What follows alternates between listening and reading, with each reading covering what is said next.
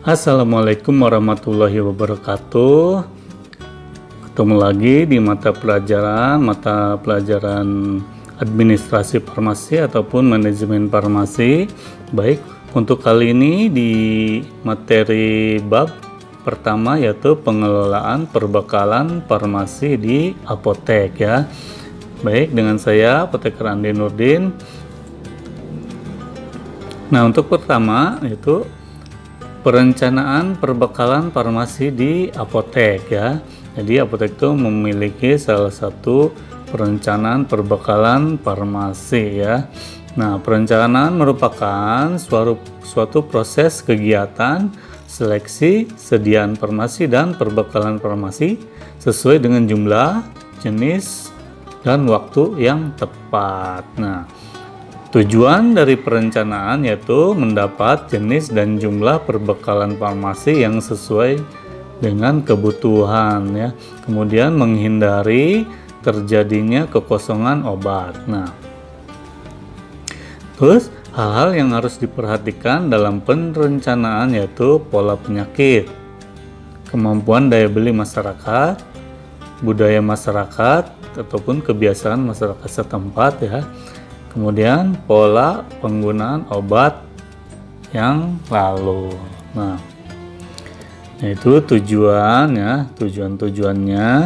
Kemudian yang harus diperhatikan dalam perencanaannya. Nah, kemudian prosedur tahap persiapan ya.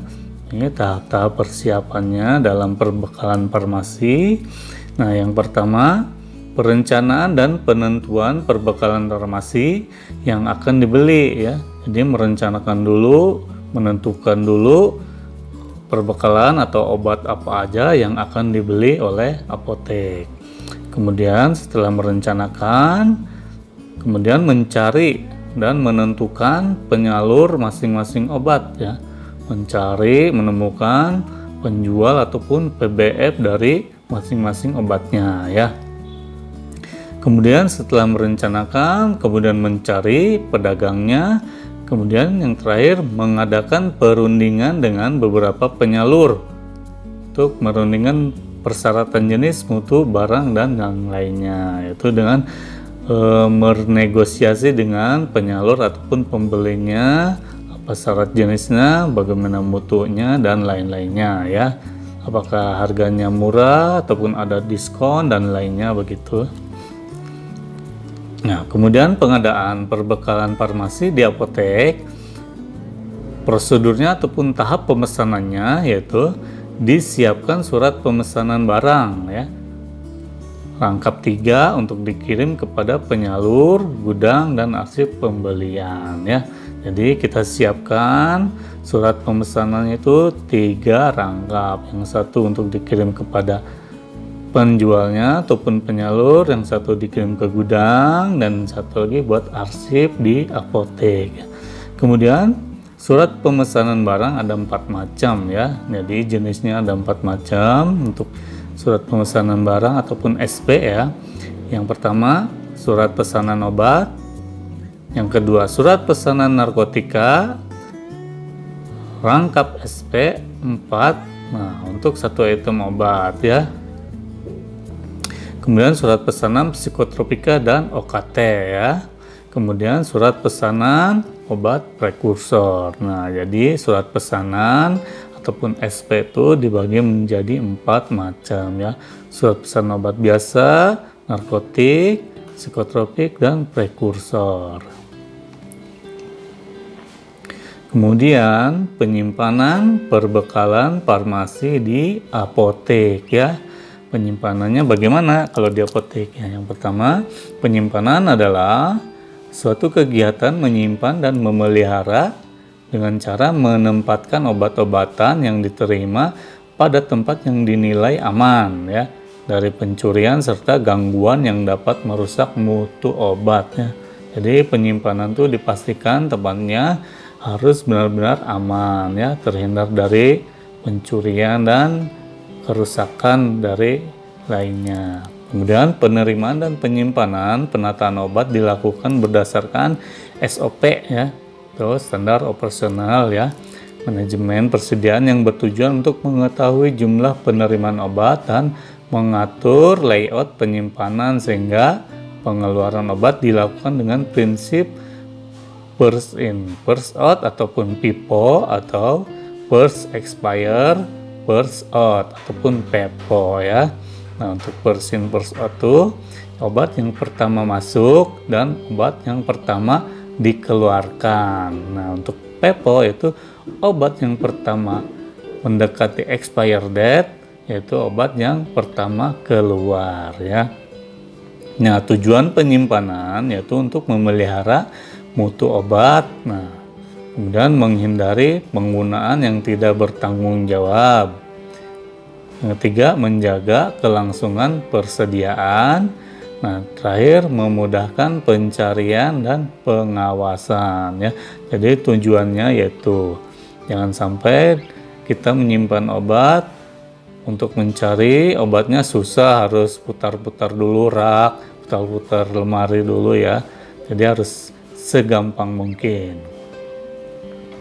Kemudian pengaturan tata ruangan. Tujuannya pengaturan tata ruangan yaitu kemudahan bergerak arus barang. Jadi kemudahan bergerak arus barang itu barang yang diambil mudah diambil ya, mudah disimpan. Sirkulasi udara yang baik, jadi harus ada ventilasi, angin-angin ya, jangan sampai udara menjadi lembab. Kemudian penempatan rak yang tepat dan penggunaan palet ya ataupun ganjal di bawah ya. Jangan sampai obat tuh langsung nempel di teras ya, harus ada pengganjal atau palet. Kondisi penyimpanan khusus untuk vaksin, narkotik, psikotropik, serta alkohol dan zat mudah terbakar lainnya ya, yaitu dikondisikan dan dipisahkan ya. Kemudian penyusunan stok obat. Yang pertama, penerapan prinsip PEPO dan PIPO dalam penyimpanan dan pengeluaran barang ya. Tadi ya, PEPO apa, PIPO itu apa ya.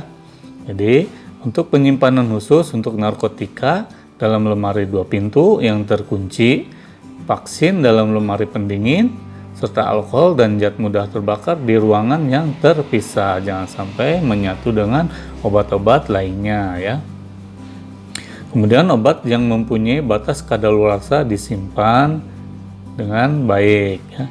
Palet digunakan untuk menyimpan obat dalam kemasan besar, misalkan dalam bentuk kardus ya.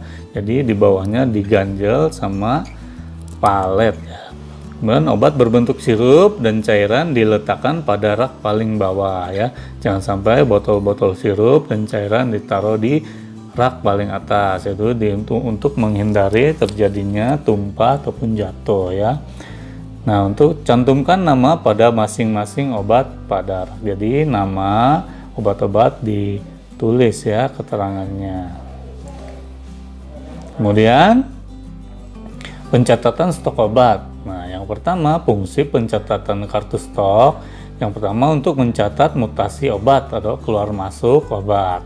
Yang kedua sebagai alat bantu untuk menyusun laporan, perencanaan pengadaan distribusi, pengendalian persediaan, dan sebagai pembanding terhadap keadaan fisik lainnya ya.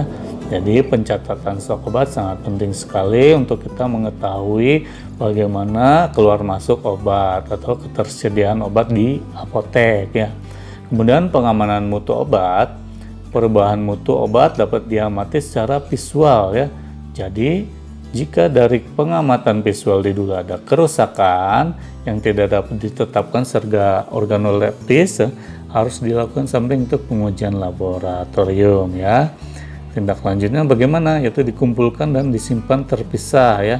Kemudian dikembalikan atau diklaim sesuai aturan yang berlaku. Jadi dikembalikan atau diretur kepada penjualnya bahwa mutu ataupun obatnya itu telah rusak. Kemudian dihapus sesuai aturan yang berlaku atau dibuang ya.